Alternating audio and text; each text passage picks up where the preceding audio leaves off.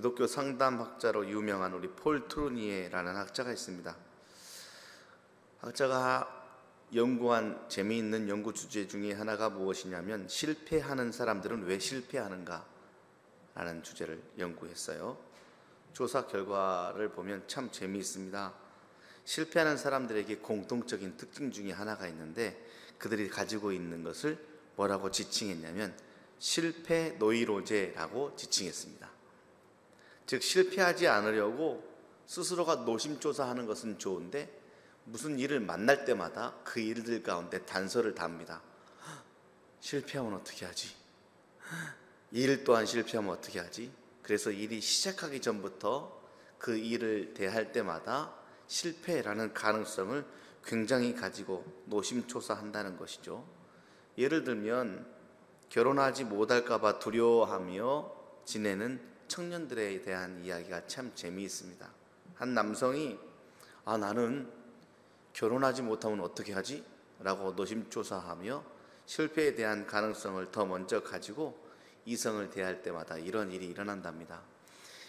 결혼이 가능한 여성들을 보면 유난히 더 긴장하고 자연스럽지 못한 행동을 하게 되고 반대로 결혼 가능성이 전혀 없는 이성에게는 자연스럽게 행동하는 일들이 나타나더라라는 것이죠. 그럴수록 결혼할 수 있는 가능성이 작아지고 실패하게 되더라. 잠을 자려고 하는 것도 똑같답니다. 잠을 자려고 노력하면 할수록 불면에 시달리게 되는 것도 마찬가지 이치입니다. 그래서 실패하는 자들에게 이렇게 처방을 내려요. 하나님이 실패하는 자신을 사랑하시고 깊은 관심을 갖고 계신다는 확신을 가져라. 여러분들 그런 확신 가지고 계십니까? 내가 무슨 일을 대할 때마다, 무슨 일을 처리할 때마다 하나님께서 이 일들 가운데 함께하는 나 자신을 더 사랑하시는 것이지 이 일을 더 사랑하시는 것은 아니다 라는 확신을 가져야 된다라는 처방이죠. 그리고 시험을 피하는 것보다 실패해도 시도해라 라고 처방합니다. 그리고 더 중요한 것 중에 하나가 실패하는 자신을 인정하는 것이 가장 건강한 것이다. 실패하는 자신을 인정할 줄 알아야 된다라고 이야기하고 있습니다. 세상은 인간의 눈으로 세상을 바라보도록 계속 강요하고 있죠. 인간의 눈으로 세상을 볼 때면 연약하고 부족해 아무것도 할 수 없어 보이지만 하나님이 주시는 믿음의 눈으로 볼 때는 우리는 하나님과 동행하는 예수님의 세대를 살고 있는 우리들은 가능한 사람이다. 성공할 수 있다라는 것을 기억하는 하루가 되었으면 좋겠습니다. 이렇게 우리가 실패 노이로제로부터 벗어나기 위해서는 우리에게는 새로운 관점이 필요합니다. 오늘 우리가 다 같이 한 번 더 읽지 않았습니까? 새 포도주는 낡은 가죽 부대가 아니라 새 부대에 담아야 하듯 예수님의 은혜의 시대에 살고 있는 우리들은 은혜의 관점, 예수님의 관점이 반드시 필요합니다. 우리가 매일 큐티하는 이유가 바로 여기에 있습니다. 세상이 강요하는 안목이 아니라 하나님께서 우리에게 열어주신 안목으로 세상을 바라보고 실패하든 실패하지 않든 나를 사랑하시는 하나님의 관점을 갖는 것, 그것이 바로 큐티의 목적이라는 것이죠. 오늘 그렇다면 그런 은혜의 시대, 예수님의 시대를 살고 있는 우리들에게 새 가죽 부대와 같은 새 관점, 새로운 은혜의 시대를 살아가기 위해서는 무엇이 필요한지 살펴보는 지혜를 얻으시기를 바랍니다.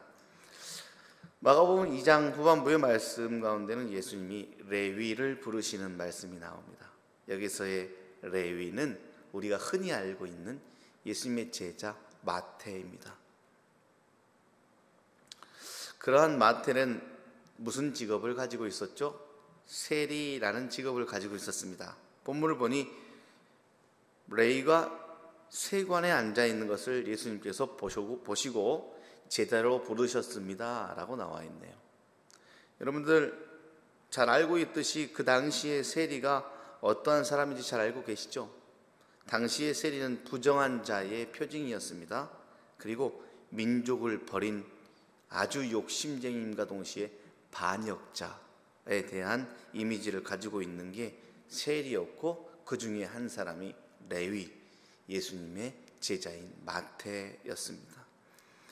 그들을 부르시고 예수님께서 마태와 함께 레위와 함께 레위의 집에 가 식사를 나누셨죠.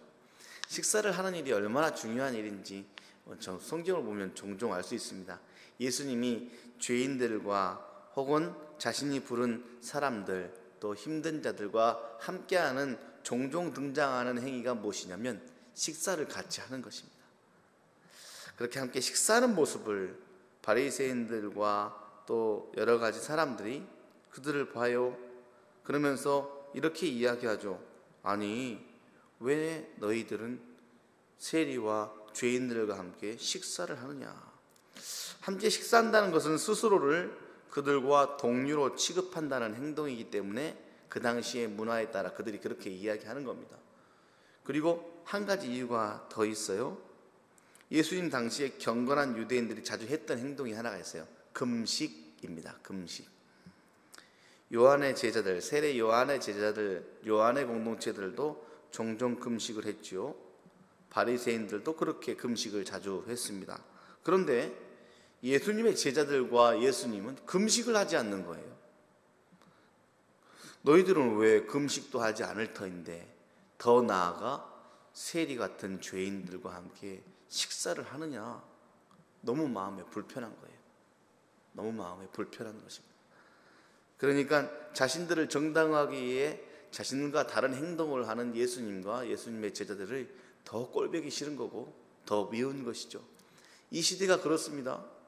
죄인들이 죄인들의 생활 양식대로 하지 않으면 선하게 살아가는 사람들이 꼴보기 싫어요. 그래서 자꾸 선한 행동을 하고 정성껏 경건하게 살아가고 거룩하게 살아가려고 하는 사람들을 시샘합니다.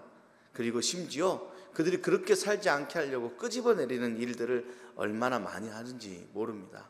그 일들로부터 확신을 가지고 살아가는 것이 이 시대의 그리스도인들임을 믿으시길 바랍니다. 오늘 이 말씀이 우리에게 명확한 새 시대의 관점, 은혜의 시대의 관점, 예수님의 관점을 우리에게 허락합니다. 예수님이 이렇게 이야기하시죠. 의원에 대한 이야기와 신랑에 대한 이야기를 합니다. 혼인집 비유 이야기죠. 야, 혼인집에 있는 사람들이 금식을 하더냐? 라고 이야기하면서 자신을 신랑에 비유하십니다. 신랑과 더불어 함께 결혼한 신부가 어찌 금식하며 그 잔치에 함께하는 식구들이 어찌 금식하느냐?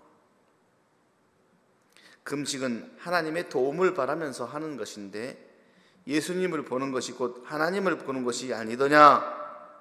하나님의 형상을 대하는 것이기 때문에 금식할 이유가 있겠느냐? 예수님을 구원자 메시아로 믿는 사람들에게는 이와 같은 기쁨과 희락의 관점이 매우 중요합니다. 오늘 하루는 기쁨과 희락의 관점으로 살게 해달라고 다 같이 기도해야 합니다. 내일이 제2수요일이거든요. 사순절의 시작을 알리는 멋진 날입니다. 예수님의 관점과 예수님의 시선은 무엇이었을까? 우리를 그토록 죄의식에 빠져있는 우리를 희락과 기쁨의 관점으로 바꾸어 주시기 위해서 이 땅에 오신 예수님, 그리고 그 희락과 기쁨을 허락하시기 위해서 받으신 고난과 십자가의 그 길, 그럼에도 불구하고 그 희락과 기쁨을 느끼지 못한다면 예수님의 고난, 예수님의 십자가의 일들은 헛수고가 되지 않겠습니까? 오늘 하루는 마음껏 하나님께서 우리에게 허락하신 은혜의 시대를 누리시는 여러분들 되시기를 바랍니다. 그것이 바로 예수님이 말씀하신 세술은 새 가족 부대에 담아야 한다. 기존의 율법대로 살지 말아라. 그 율법은 가족 부대이다. 이제 메시아인 예수님이 오셨으니 새 시대, 새 가족 부대로 살아가는 우리들이 되어야 된다라는 하나님의 말씀입니다. 작은 촛불을 켜놓고 살다가 전등이 발견되면 촛불이 필요 없는 것이죠. 그 당시에는 촛불을 통해서 세상이 밝게 빛나는 것을 보고 살았지만 전등, 이렇게 등이 생겼으면 필요가 없습니다. 근데 더한 것이 있습니다. 밝은 태양이 빛나면 전등도 필요 없는 것입니다. 예수님께서, 더 태양보다 빛나는 예수님께서 이 땅에 오셨으니 오늘은 촛불과 전등에 목매는 삶이 아니라 예수님의 빛을 통하여 기쁨과 희락을 누리는 하루가 되시기를 바랍니다. 함께 기도하겠습니다.